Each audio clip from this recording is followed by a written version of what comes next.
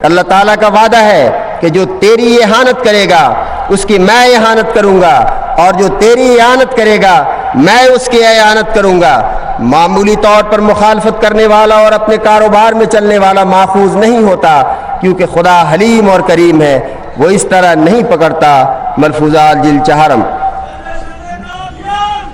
اسی طرح فرمایا وَلَقَدِ اسْتُهْزِئَ بِرُسُلٍ مِّن قَبْلِكَ فَحَاقَ بِالَّذِينَ سَخِرُوا مِنْهُمْ مَا كَانُوا بِهِ يَسْتَهْزِئُونَ قُلْ سِيرُوا فِي الْأَرْضِ ثُمَّ انظُرُوا كَيْفَ كَانَ عَاقِبَةُ الْمُكَذِّبِينَ۔ اور تجھ سے پہلے جو رسول گزرے ہیں ان کے ساتھ بھی ہنسی اور ٹھٹا کیا گیا، مگر آخر یہ ہوا کہ وہ لوگ جو ان میں خاص طور پر ٹھٹا کرنے والے تھے ان کو ان چیزوں نے گھیر لیا جن سے وہ ہنسی کرتے تھے۔ تو کہہ دے کہ جاؤ زمین میں خوب پھرو اور دیکھو کہ خدا کے نبیوں کو جھٹلانے والوں کا انجام کیا ہوا۔ سامعین حضرات، اللہ تعالیٰ کا جلال ازل سے ابد تک جاری و ساری ہے، اور اس کی اس صفت کا ظہور اس کے مامورین اور اس کے قائم کردہ سلسلہ کے منکرین و مخالفین کی تباہی و بربادی، ذلت اور ہلاکت کے ذریعہ ہوتا چلا آیا ہے اور ہوتا چلا جائے گا، جیسا کہ اللہ تعالیٰ نے خود اپنے پاک کلام میں فرمایا کل من علیہا فان ویبقی وجہ ربک ذو الجلال والاکرام، یعنی اس زمین پر جو کوئی بھی ہے آخر ہلاک ہونے والا ہے، اور صرف وہ بچتا ہے جس کی طرف تیرے جلال اور عزت والے خدا کی توجہ ہو۔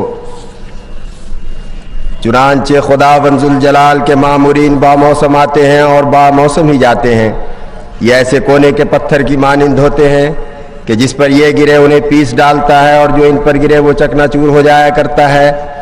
البتہ بعض جگہ ڈھیل اور مہلت بھی ملتی ہے، مگر بالآخر تباہی و بربادی ہی ہوتی ہے، اس کے سوا کچھ نہیں۔ اور ہلاک ہونے والے مخالفین انبیاء کے نام و نشان تک مٹا دیے جاتے ہیں، مگر عبرت کے لیے بعض کے نام اور عبرتناک انجام کے ذکر کو محفوظ رکھا جاتا ہے۔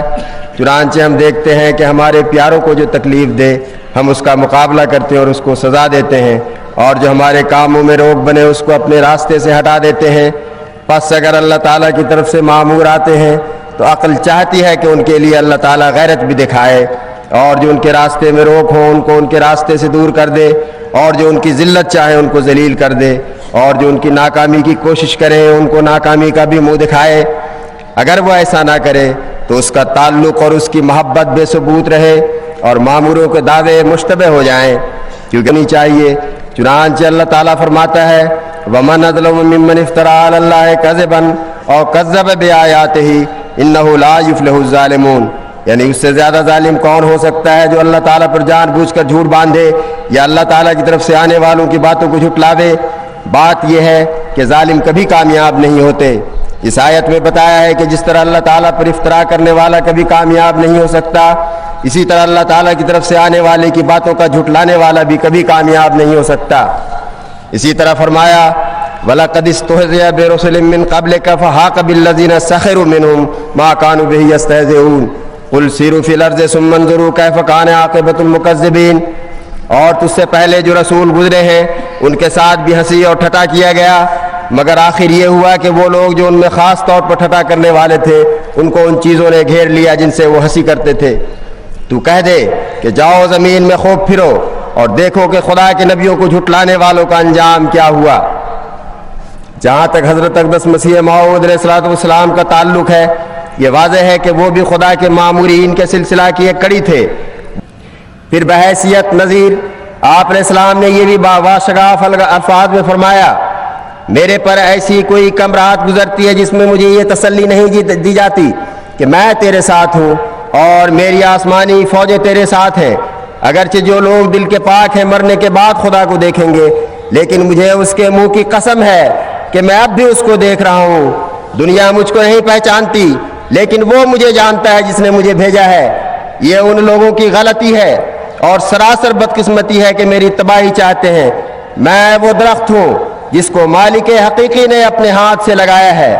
جو شخص مجھے کاٹنا چاہتا ہے اس کا نتیجہ بجز اس کے کچھ نہیں کہ وہ قارون اور یہودا اسکریوتی اور ابو جہل کے نصیب سے کچھ حصہ لینا چاہتا ہے۔ ضمیمہ تحفہ گلڑویہ۔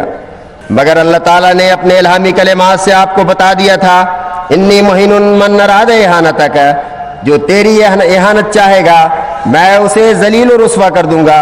اور جو شخص تیری مدد کرنے کا ارادہ کرے گا اس کا میں مددگار ہوں گا۔ جس نے جلد معجزہ دیکھنا ہو اسے چاہیے کہ دو صورتوں میں سے ایک صورت اختیار کرے، یا تو سخت مخالف بنے یا محبت کا کمال تعلق پیدا کرے۔ اللہ تعالیٰ کا وعدہ ہے کہ جو تیری احانت کرے گا اس کی میں احانت کروں گا، اور جو تیری احانت کرے گا میں اس کی احانت کروں گا۔ معمولی طور پر مخالفت کرنے والا اور اپنے کاروبار میں چلنے والا ماخوذ نہیں ہوتا، کیونکہ خدا حلیم اور کریم ہے، وہ اس طرح نہیں پکڑتا۔ ملفوظات جلد 4